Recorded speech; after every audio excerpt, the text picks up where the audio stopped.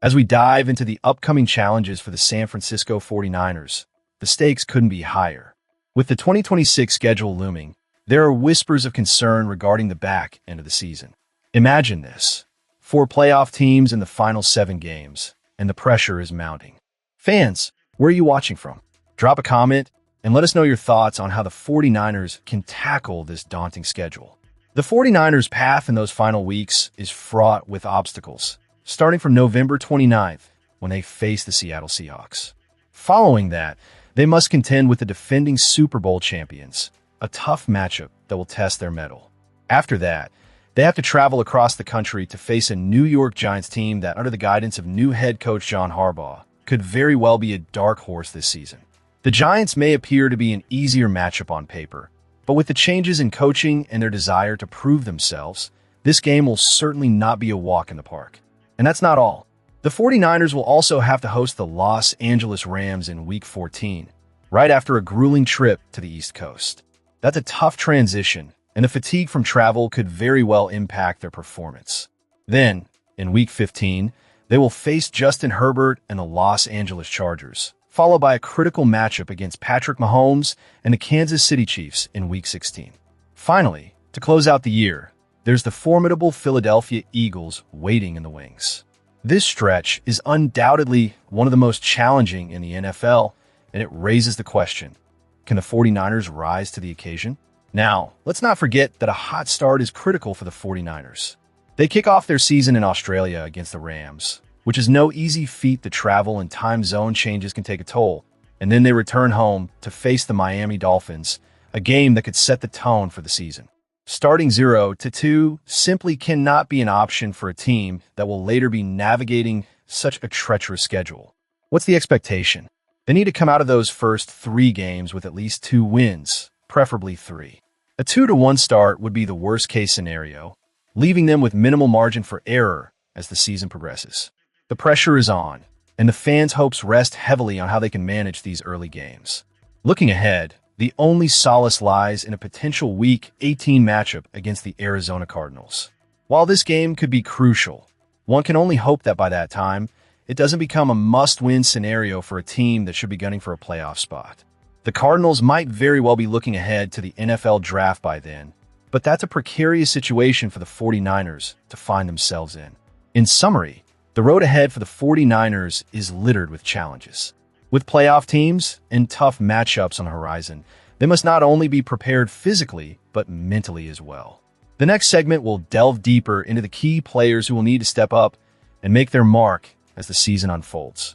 As we delve deeper into the ongoing dialogue surrounding the NFL's potential expansion to an 18-game regular season, it's crucial to highlight the thoughts of one of the league's most vocal advocates for player welfare, George Kittle of the San Francisco 49ers.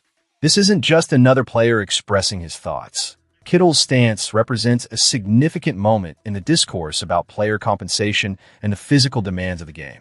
Kittle believes that players would be more inclined to accept an extended season if the league stepped up with proper compensation for the extra workload. He isn't merely advocating for an additional bye week. He's addressing the elephant in the room: the financial implications of an expanded schedule. Kittle's perspective is clear and unambiguous.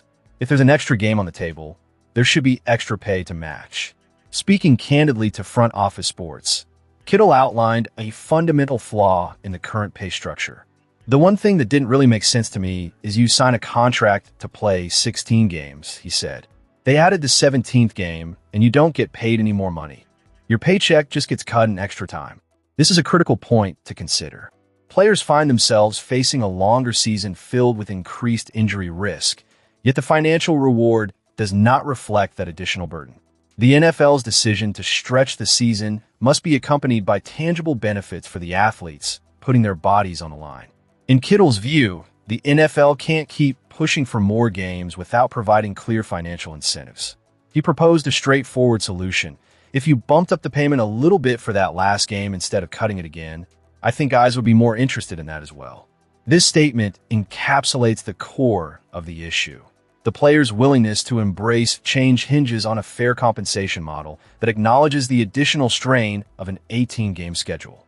The league's motivations are transparent. Regular season games hold far greater value than preseason matchups for broadcasters, sponsors, and team owners. Yet the NFL Players Association, NFLPA, faces the daunting task of balancing the physical toll on players, especially those in high-impact positions like Kittle himself. His comments carry weight because he isn't outright rejecting the idea of an 18-game season. Instead, he emphasizes the necessity for players to receive something substantial in return for their sacrifices.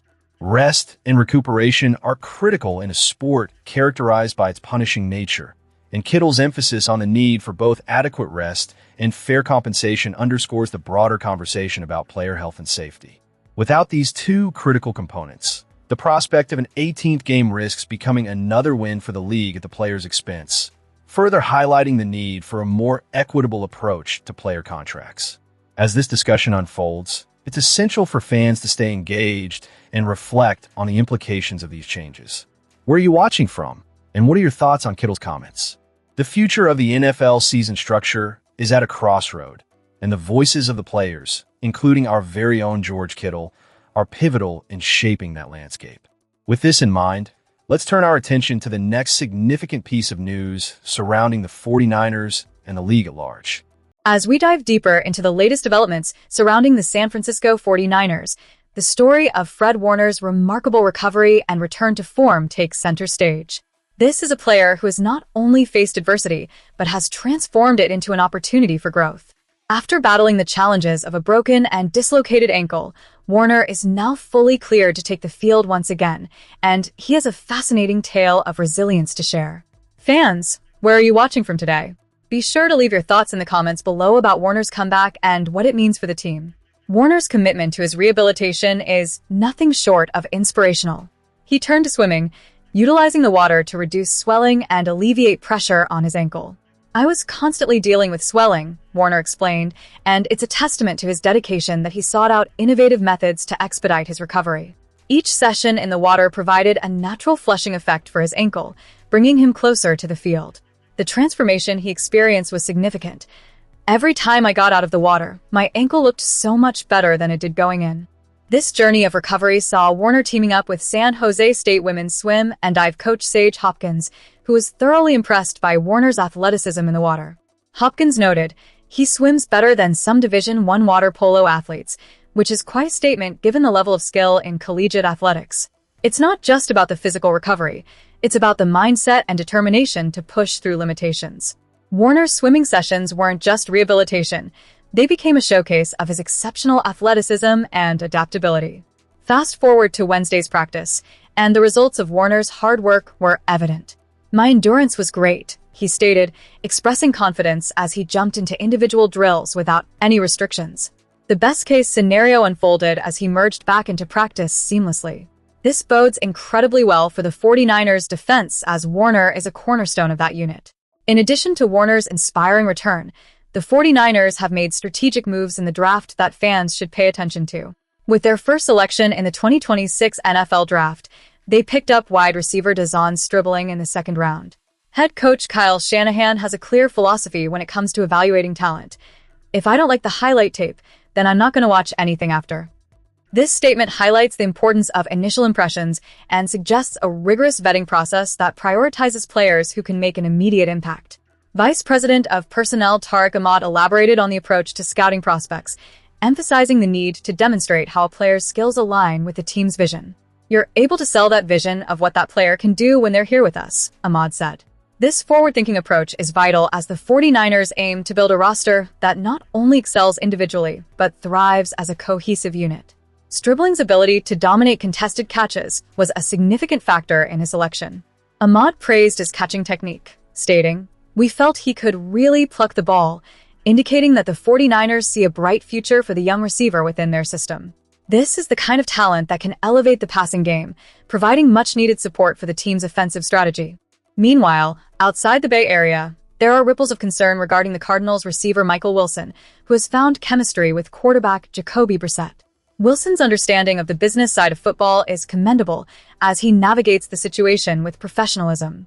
"Words can't describe how I feel about playing with Jacoby," he stated, showing a level of maturity that reflects the complexities of the league. However, it also highlights the challenges that come with contracts and roster stability in the highly competitive environment of the NFL. As we wrap up this segment on the San Francisco 49ers, it's clear that the team is undergoing a transformative period, bolstered by the return of key players like Warner and the addition of promising talent like Stribling.